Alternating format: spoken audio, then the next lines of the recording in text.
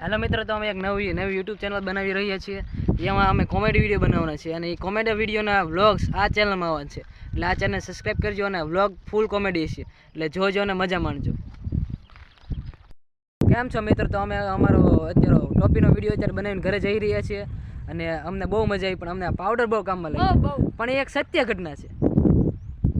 હાશી